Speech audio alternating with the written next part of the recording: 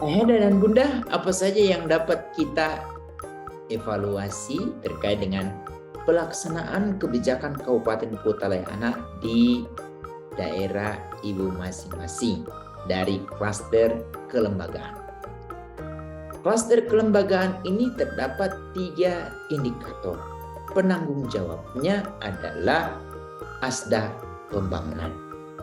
Apa saja indikator yang ada di klaster ini atau di kelembagaan ini? Coba kita lihat. Pertama, tersedia peraturan kebijakan daerah tentang kabupaten atau kota layak anak. Penanggung jawabnya itu ada 3 pihak. Pertama, Biro Hukum. Kedua, pejabat fungsional di Bapeda. Lalu, pejabat fungsional di Dinas PPA. Apa saja yang perlu kita jawab di indikator ini yang memiliki nilai 95 poin? Pertama, pastikan semua peraturan daerah yang ada di kabupaten kota kita yang tersebar di 5 klaster itu kita himpun. Kalau boleh ada 5 degradasi dokumen itu. Yang pertama Perda, peraturan bupati atau wali kota, keputusan bupati atau wali kota, instruksi bupati atau wali kota, lalu kemudian surat edaran bupati atau wali kota. Kita himpun semua, kita kumpulkan. Nanti insya Allah nilainya akan kita dapat. Lalu yang kedua, semua anggaran yang terkait dengan bagaimana pencapaian di setiap indikator. Jadi kita himpun itu semua, kita jadikan dalam satu dokumen, lalu pastikan dokumen anggaran itu tervalidasi. Siapa yang akan memvalidasi? Ini yang kemudian kita bisa minta tanggung jawab dari pejabat fungsional yang ada di Bapeda. Lalu otomatis yang ketiga, berharap dalam proses-proses penyusunan peraturan perundangan yang berhubungan dengan anak itu sudah ada pelibatan anak. Apa saja yang mereka usulkan, lalu dari usulan mereka itu apa saja yang diakomodasi, berharap dokumen itu dapat kita buktikan. Akhirnya nanti kalau semua informasi ini terhimpun, kita akan mendapatkan nilai 95. Indikator kedua, yaitu menguatnya kelembagaan Kabupaten Kota Layak Anak atau KLA. Penanggung jawabnya ada beberapa pihak, tapi yang paling utama adalah pejabat fungsional di Bapeda atau Bapeko, lalu pejabat fungsional di Dinas PPA, Pemberdayaan Perempuan dan Perlindungan Anak. Apa saja informasi yang perlu kita sampaikan untuk memastikan saat kita mendapatkan nilai 37 pada indikator ini? Itu kita harus pastikan di kabupaten kita itu sudah terbentuk gugus tugas Kabupaten Layak Anak.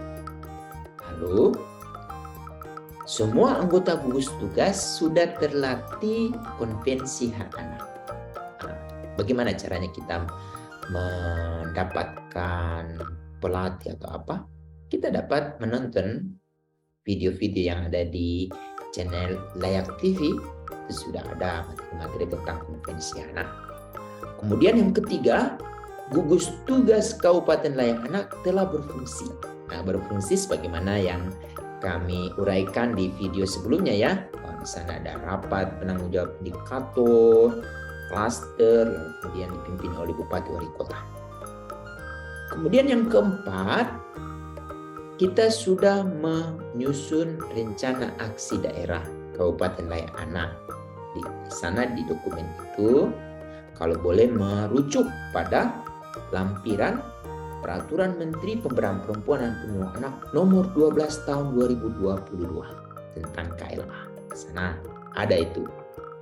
Kemudian ada mekanisme pemantauan dan evaluasi terkait dengan pelaksanaan RAD KLA setiap tahun.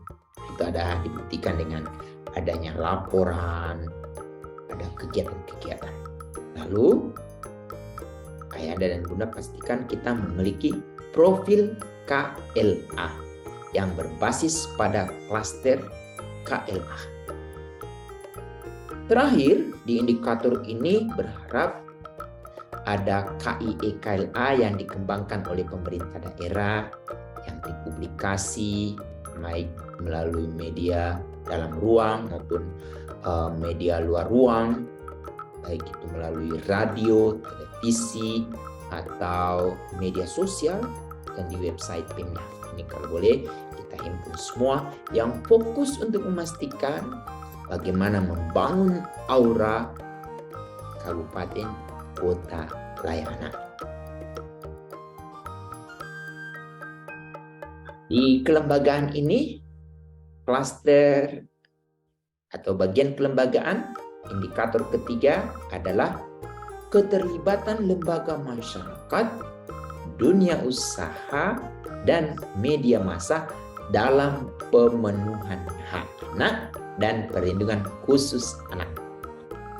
Nah, data-data terkait dengan indikator ini nanti akan ditanggung-jawabi oleh beberapa pejabat fungsional di Dinas Kominfo, Dinas Sosial, kemudian Dinas Perizinan, dan Dinas Pemberdayaan Perempuan dan Perlindungan Anak. Apa saja yang perlu kita himpun di sini? Yaitu semua kegiatan yang terkait dengan pemenuhan hak anak dan pemenuhan khusus anak yang tersebar di 5 klaster. Nah, coba kita identifikasi nama dan peran dari lembaga masyarakat. Kita himpun tuh dari setiap klaster dan di setiap indikator itu.